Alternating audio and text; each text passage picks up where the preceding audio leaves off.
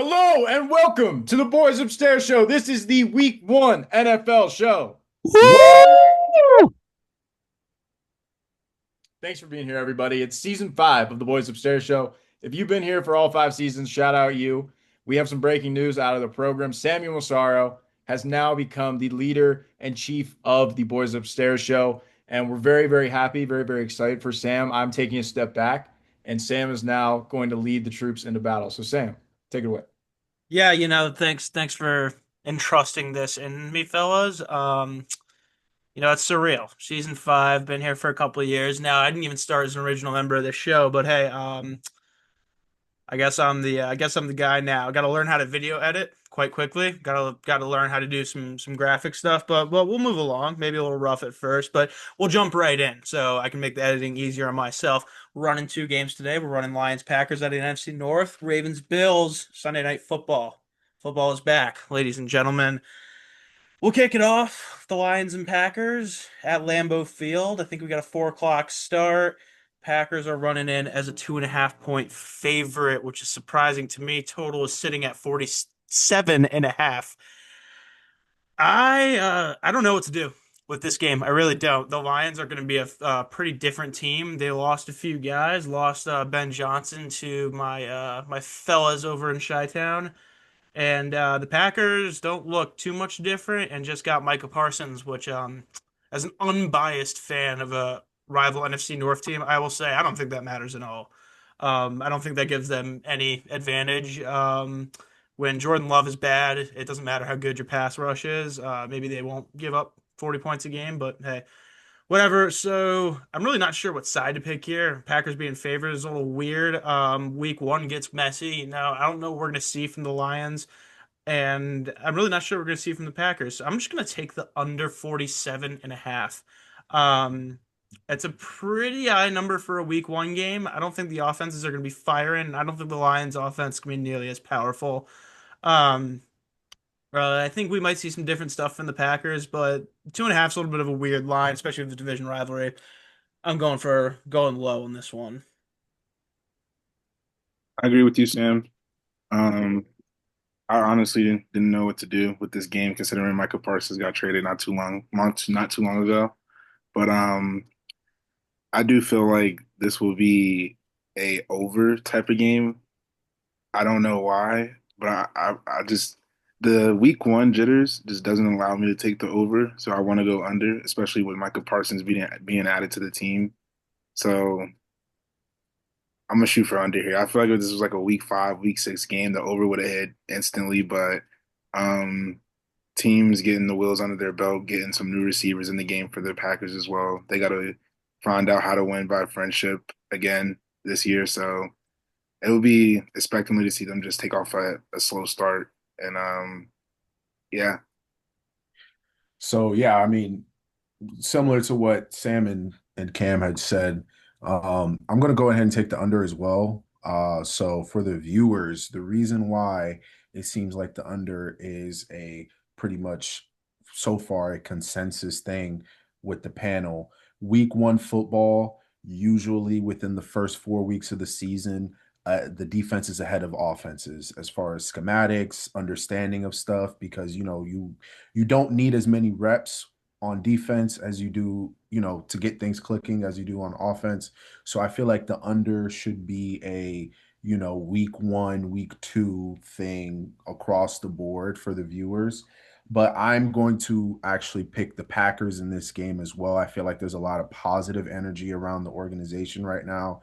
You're going into week 1, home game, division rivalry game. We have a new look Lions team. Not much is different as far as roster construction, but 2 different coordinators, offensive and defensive coordinators. That to me smells like they might struggle the first couple of weeks just because we're looking at different schematics, different offensive whatever. So I think the Packers have this one at -2.5, and I will also take the under. I understand that logic. And I think it always makes sense to take the home guy in week 1. but I think I'm just going to lean on the more complete team here, and that being the Detroit Lions. I think this entire division with the Bears kind of on the ascension, the Vikings have a little bit of a new look, but they were terrific last year. Like this is undoubtedly one of the more competitive divisions in the entire league. And you know, you could argue that the Lions have kind of separated themselves from the pack, but the from the pack not being the Packers, like the rest of the pack within the division. But by no means does that mean that this game won't be close. So I think Lions as dogs, it's a safe bet to take them as a more complete team. And then give me a Sam Laporta tutty because this sophomore slump was in last season. He fully embraced it. And he had, you know, plenty of weapons that he had to compete with in that offense. They drafted that guy Isaac DeSala from I think it was what Arkansas, one of the SEC schools, and like he's a weapon in the slot. But I do like a Sam I like a Sam Laporta resurgence this year. So give me Sam Laporta tutty and Lions spread. Hmm. Yeah, so Uh, I'll round it out here.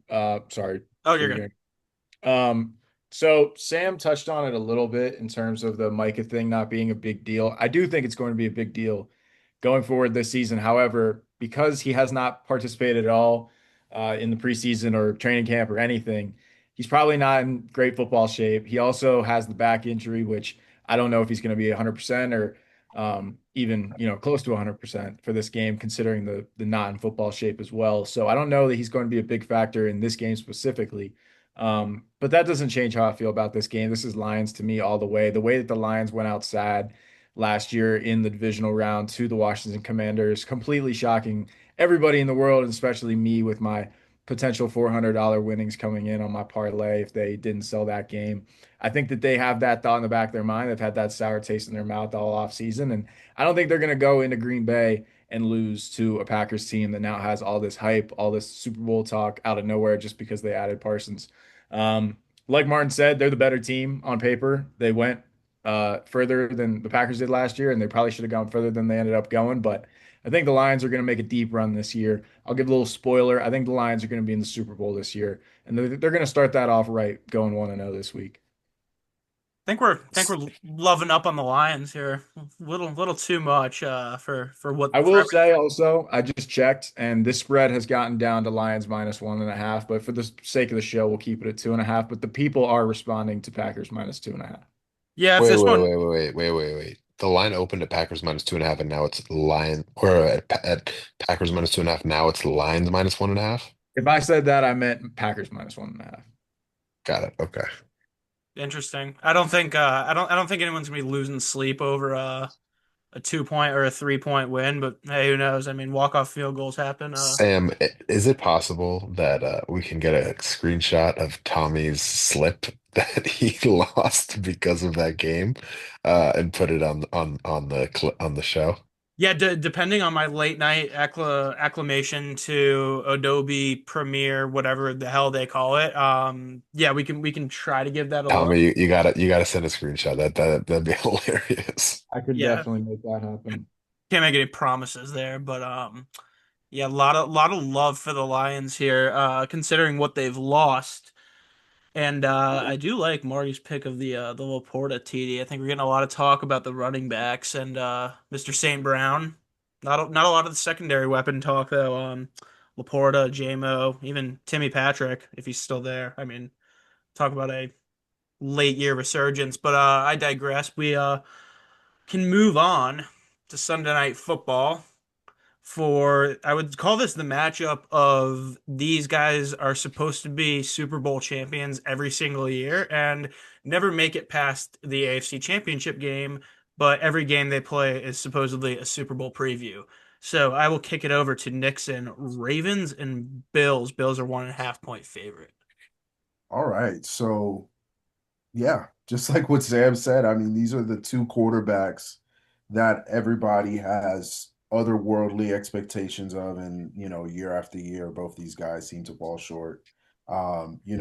Besides individual success, obviously, with Lamar winning MVP 2 years ago, Josh Allen winning last year, these guys have expectations going into every year of winning a Super Bowl, and this year is no different for both of these guys. So, um, it should be an exciting week one. And similar to last year, where we had the Ravens week one going into the team that they lost to in the playoffs, going into their house, it's the same story this year.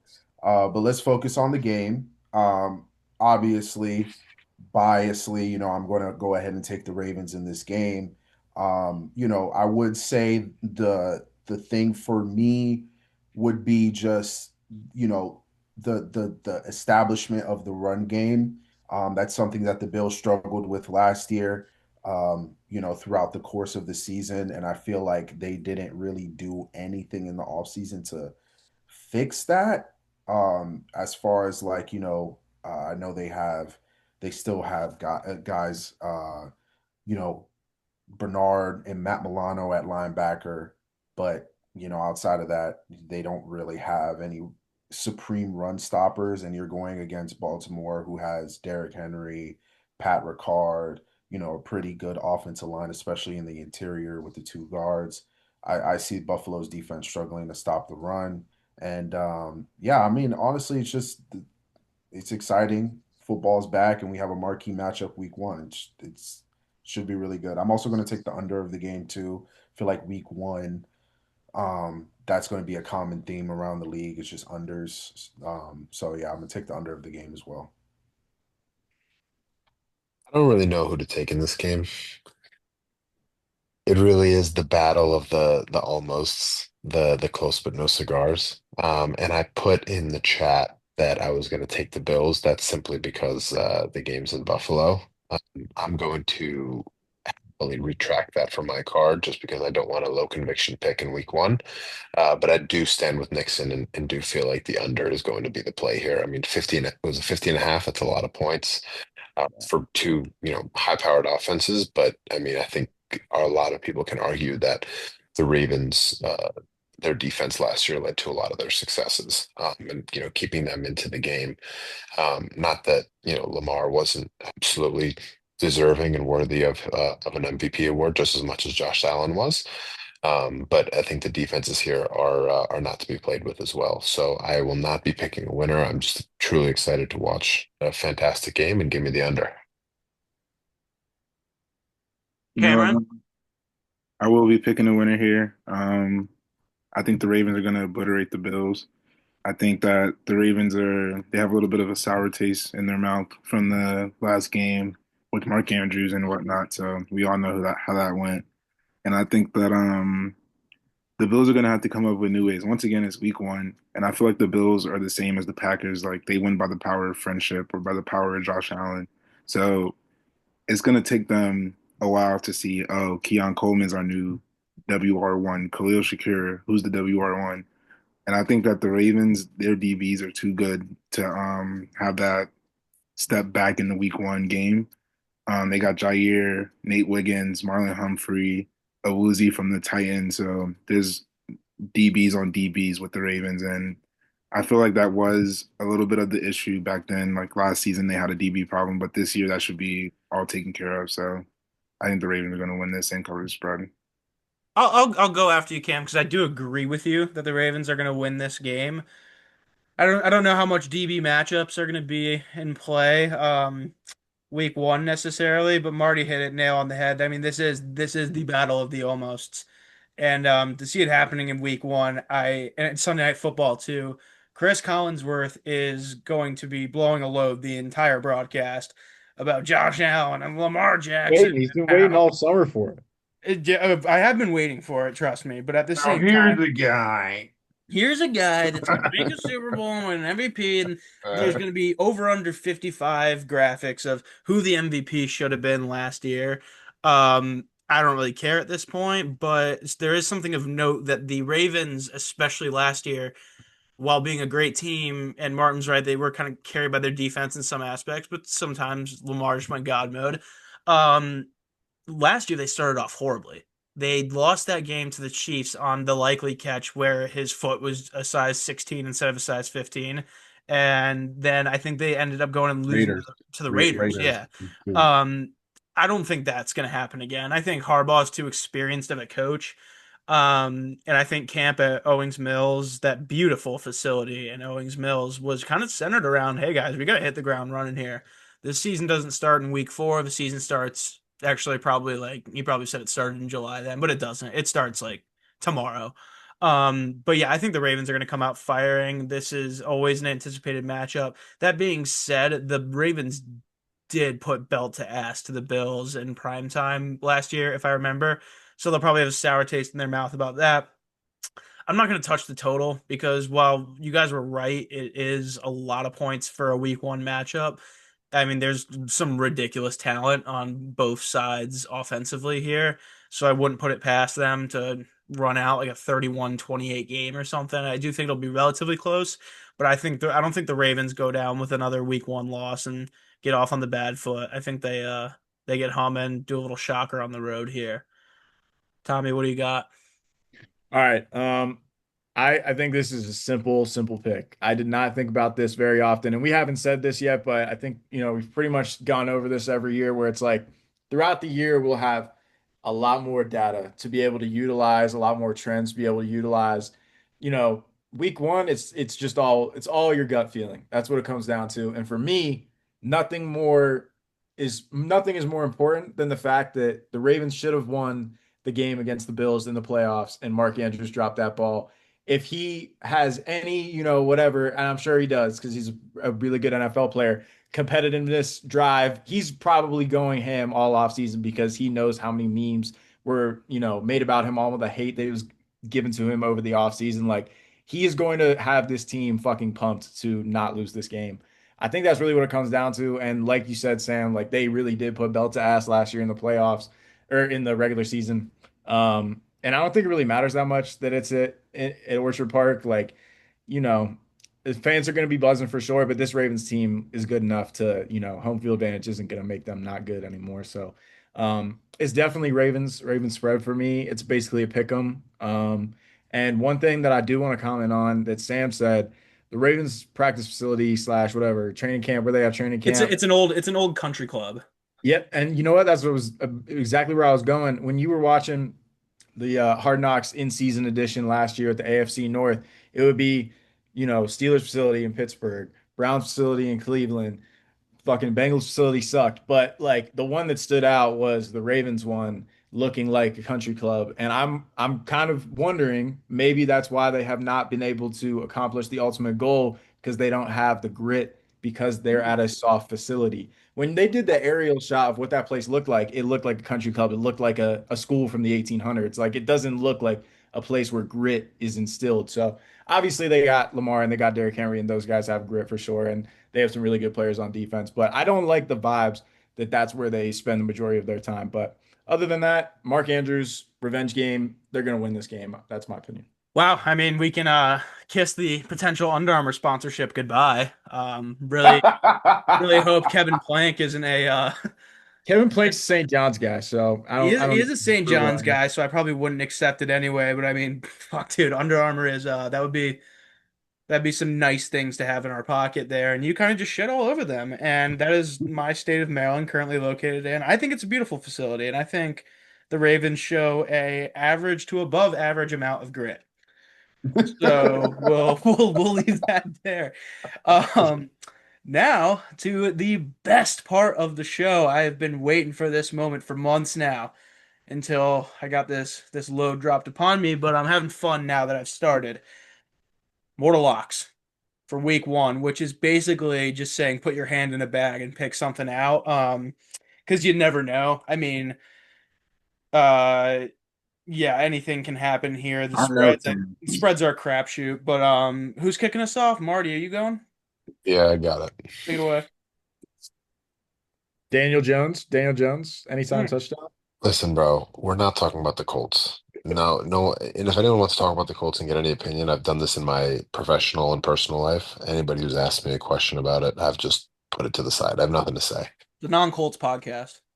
I am taking a competitor in the AFC South, though, and I will be taking the Texans plus 3.5 against the that Los was Angeles my Rams. lock.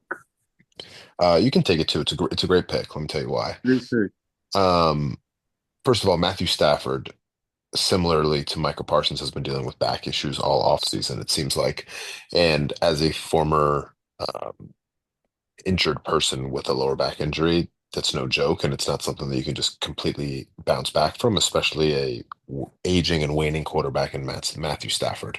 Now, look, he got some new toys to play with in Devontae Adams, and the defensive line has remained stout, and Kyron Williams and Puka Nacua, and he has just a terrific set of weapons around him to be successful.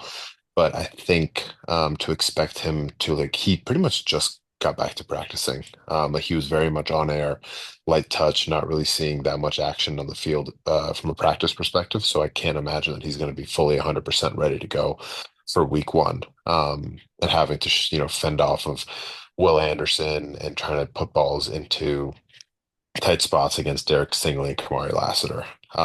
Now, this is partly me talking my book as well because I took Nico Collins in the first round of our podcast league, so perhaps overpaid for him a bit, but I do expect that connection of CJ Stroud to Nico Collins to kind of resurge a little bit, similarly to what we saw prior to his injury. And that he could easily be a top five wide receiver, and that combo could come back to life. So I'm very bullish on the Texans' outlook for this season, and I think this should be a good test for them. So give me Texans plus 3.5. Am I allowed to go next? Am I get Yeah, to have the floor? piggyback me. All Give it. you, What did I Cam. what did I miss, Cam? You know what? I'm gonna take a different route. I'm gonna get researchful here. I think the under for the Broncos and the Titans game, that game is screaming under. Screaming under. You got Cam Ward, number one quarterback, just got in the league. He's got to throw the ball against Patrick Surtain, all those gritty DBs on the Broncos, great D line, great linebacker core, and even the Broncos just having the under on Bo Nix is just something that's beautiful about that. It never fails me. So I think the under in this game is a no-brainer. Bo Nix, Cam Ward going against the best defense in the league, one of the best defenses in the league, hasn't even played a snap of NFL football. Bo Nix got a lot of pressure on him as well. He's got a lot to show for what he has to offer this year. So I'm going heavy on the under. Cam is really snorting the cocaine here. I see. And before I go here, I'll give a little side note. I could see we were talking about that earlier today amongst my peers that Cam Ward going his first game to Mile High and playing against the Broncos, which is pretty elite defense, and that's gonna be tough for a rookie. But give a little plug to my guy Shador. I feel like he could pull Shador and go in and take down a big guy on the road week one in his start. And if you think I'm trying to create a narrative here that Cam Ward is like a little brother to Shador, you're probably correct because that's exactly what I'm doing. Um, so yeah, What Cam, what It's what big insanity, man. team did Shador take down in week one? TCU, they were in the championship the week TCU. before, the not the week before. TCU and what they win like 4 games that year, and then they also lost by 60 points in the championship. Like that was not that huge of a win. It was a big win. Like I said, it's not as much about the football as it was me trying to give Shador a little plug. Um, but moving on from Shador, actually, not really, since we're going to talk about Browns football here. My lock is going to be in that game, but it's definitely not the fucking Browns. The Bengals are 5.5 point favorites on the Browns, and the Bengals are probably the most like one of the most highly touted offenses coming into this year. Jamar Chase is probably honored to be on two of my fantasy squads paired along with T. Higgins. They got their contracts. They are all set. No more worrying about the cash on the offensive side of the ball, at least, because Trey Hendrickson, that's getting a little ugly over there from what I've seen. But Trey Hendrickson doesn't play offense, and They paid him. They paid him, Sam. oh, they did pay him. Yeah, they paid him. Well, I'm not going to cut that out. We're the most transparent podcast in the world. I was uninformed, and I apologize to our viewers there. So Trey Hendrickson has been paid. Um, Their that doesn't defense is really still butt cheeks though. Still butt Yeah, it cheeks. doesn't really matter though. I think the Bengals are going to put up 35 points in They this game. also they also underpaid him a shit ton, but that's just my personal opinion. But keep going, Sam. It could be possible, but I'm not talking about Bengals defense here. The last year, about a year ago from whatever this weekend, the Bengals played the Patriots week one and put up like 6 points or something. And talk about sour taste in your mouth. that's got to be a focus of Joe Burrow and the boys. It's like, hey guys, this cannot happen again. And you're going and facing another inferior opponent week one with a 5.5 point spread in your favor. I think they're going to feast. Chase Brown's coming into his own, looking like a good running back in this league. They've obviously got the cast on offense. Browns have some shit going on. They're trotting out Joe Flacco. I don't know who's controlling him at this point because that dude is old. I don't think that honeymoon's going to last much longer. I think my guy Shador is going to be in there soon. Bengals are going to smoke them. That's a lock of the week. Bengals minus 5.5. Nickson, what do we got? Wait, really quick. When was the last time the Bengals won a week one game? Like, never in the Joe Burrow era, I don't I was think. about to say. Well, you said it yourself, Tommy, earlier. Like, throw all the data away. This is week one. No, but yeah, but that's one trend that's like they start the season slow every fucking year. Like, I try. Something about it. I'm feeling some Joe magic this week. I mean, against the Browns, if they lose, then press Yeah, panic again, button. it's the Browns. Like, come on. Yeah.